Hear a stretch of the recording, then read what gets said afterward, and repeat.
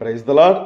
ஆண்டவரும் உலக இரட்சகருமாகிய இயேசு கிறிஸ்துவின் இனிய நாமத்தினாலே உங்கள் யாவரையும் எங்கள் மாராநாதா திருச்சபையின் சார்பாக வாழ்த்தி வரவேற்கிறோம்.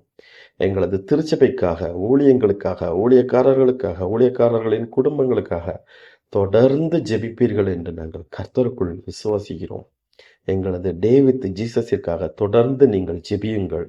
கர்த்தர் நம்மை ஆசீர்வதிப்பாராக.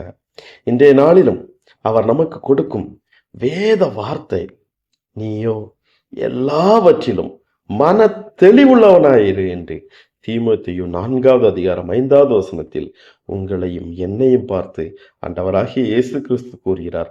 நீயோ எல்லாவற்றிலும் மன தெளிவுள்ளவனாயிரு என்று. நாம் மன தெளிவுள்ளவர்களாய் காணப்படுகிறோமா? ஒரு சில இடங்களில் நாம் குழம்பி கொண்டு போய் நாம் என்ன செய்வதென்று தெரியாமல் திகைத்து வாழ்ந்து கொண்டிருக்கிற ஒரு சூழ்நிலையில் இன்று காணப்படுகிற உன்னையும் என்னையும் பார்த்து கூறுகிறார், மகனே, நீயோ எல்லாவற்றிலும் மன தெளிவுள்ளவனாய் காணப்படு. நாம் அப்படி காணப்படுவோம் என்றால் கர்த்தருடைய பாதத்தில் நம்முடைய கஷ்டங்களை, நம்முடைய போராட்டங்களை, நம்முடைய நிந்தைகளை, நம்முடைய துன்பங்களை, நம்முடைய துயரங்களை கர்த்தரிடத்தில் பணித்து அவரிடத்தில் நாம் கேட்போமே என்றால் அவர் நமக்கு தெளிவுள்ள புத்தியை தருவார் என்பதில் எந்த ஒரு சந்தேகமும் இல்லை. தேவனுடைய பிள்ளைகளை, ஒருவேளை நாம் சுவிசேஷ பணியை செய்யும் போது நமக்கு மனத்தெளிவு மிக அவசியம். நாம் சுவிசேஷ பணியை செய்து கொண்டிருக்கிற உங்களையும் என்னையும் பார்த்து கூறுகிறார், மகனே, நீ மன தெளிவுள்ளவனாய் காணப்படு.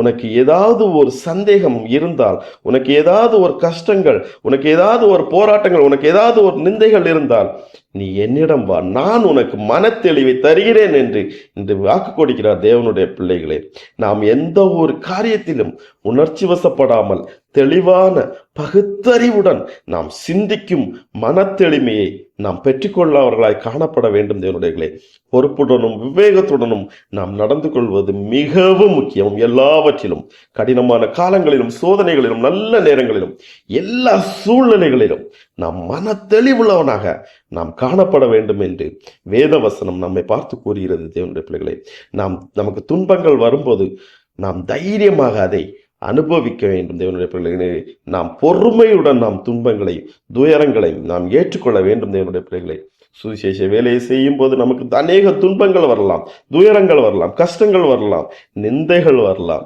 ஆனால் நாம் அவற்றை பொறுமையுடன் சகித்து கொண்டு கர்த்தருடைய வார்த்தையை மட்டும் நாம் சுவிசேஷமாய் அறிவிக்க நாம் அழைக்கப்பட்டிருக்கிறோம் என்பதை நாம் மறந்து போக வேண்டாம். தேவனுடைய பிள்ளைகளை, நமது நற்செய்தியை பரப்புவதிலும் ஊழியத்திலும் மட்டுமே நாம் கவனம் செலுத்த வேண்டும். தேவனுடைய பிள்ளைகளை, நாம் ஒருவரை கடினமான சூழ்நிலைகளில் உறுதியுடனும் விவேகத்துடனும் விசுவாசத்துடனும் செயல்பட வேண்டும் என்று வேதவசனம் என்று நம்மை பார்த்து கூறுகிறார்.